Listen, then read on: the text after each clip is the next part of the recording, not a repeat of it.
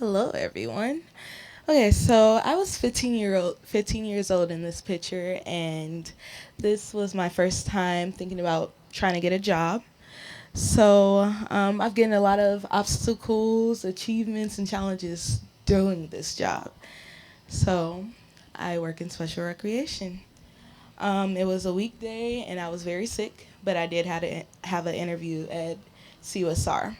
So during this time, I was going back and forth with myself, like, should I go or should I just cancel? But I decided to go, took some Tylenol, got dressed, and who knew that that day would change my life forever? So let's talk about the interview. It was a really good interview.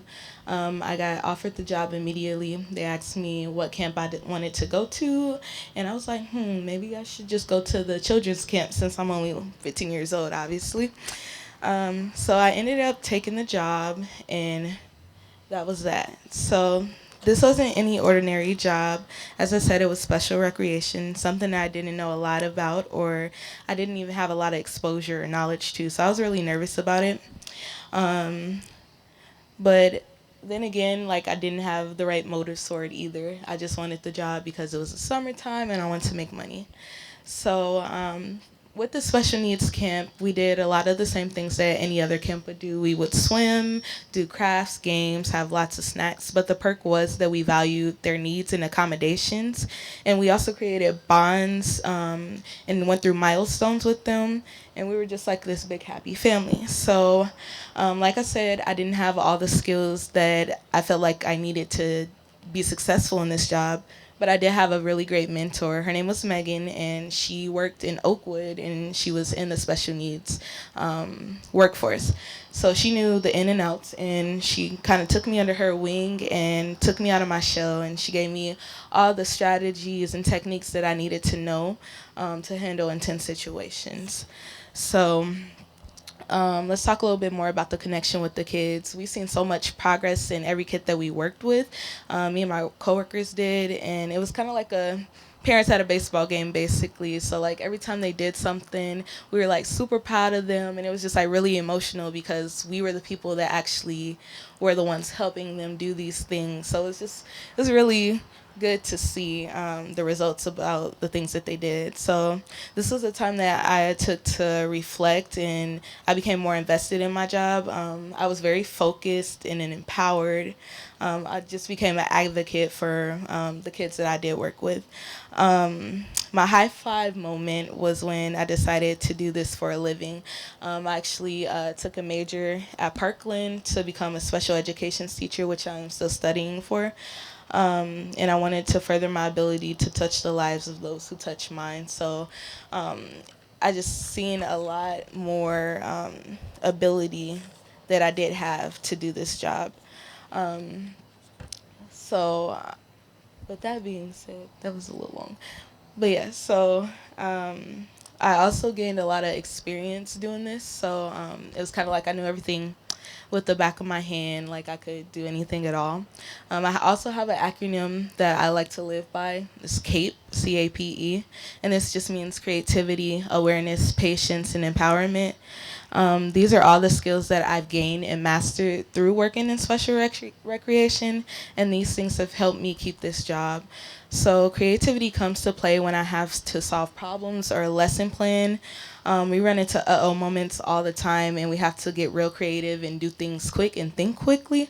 And then awareness kind of speaks for itself, and it just means valuing my participants' accommodations, abilities, and needs. I feel like that's really important for us all. And then patience stands for every time a child loses interest in things that they don't want to do, or even just practicing motor, cognitive, life, and social skills without giving up on them. We show a lot of persistence and consistency. And then empowerment for having the pride in what we believe that the children can also do and encouraging them to do so.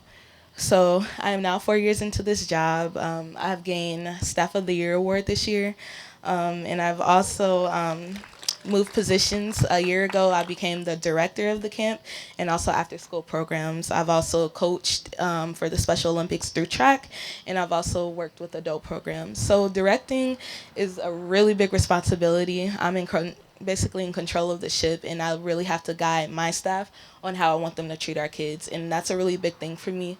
I'll always make sure that it's with the utmost respect and that they're actually engaging with them, because that's what we're here for. It's to help them become social and active.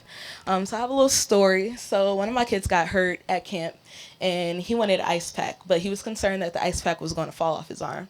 So I'm like, okay, well, let's think quick. So I got some yarn, and I'm like, hey, let's tie this on your arm. He's like, well, don't hurt me. And I'm like, well, it'll be okay. Like, I got you. And he's like, okay, I trust you, do it. So that was a really big thing for me, is to like showing like that he had trust in me, you know. So this is just another thing. So with track, I had 20 athletes that I was in charge of to make sure that they get the gold, because that was their biggest concern, and I wanted to see them win. This is a quote, well, not a quote, an oath. It says, "Let me win, but if I cannot win, let me be brave in the attempt." This is a really big quote for me myself, because it showed and enlightened me on how important these things are for them. One of my athletes once said, "Thank you for doing this, because some teams don't accept us, and now we have a team of our own." And that was a really big thing for me. This also shows the diversity and inclusion that the place that I work for actually shows, is diversity and inclusion.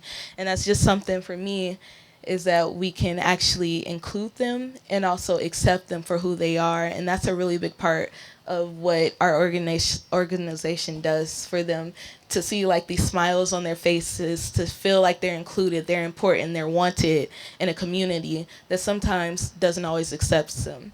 So that is something that's really important to me. One of my favorite quotes is by Dr. Seuss. It's, "Why fit in when you were born to stand out?" And I love this quote because it explains to us all to be an accepting version in person to themselves and true. There is no place to fit in. It's only a place to stand out. And it's just coming from me. It's really no place to stand in. So I love this job, and I love what I do. And the enlightenment that I have gained has shown me the person that I have become. I also have impacted so many people, and I feel like they have impacted me as well.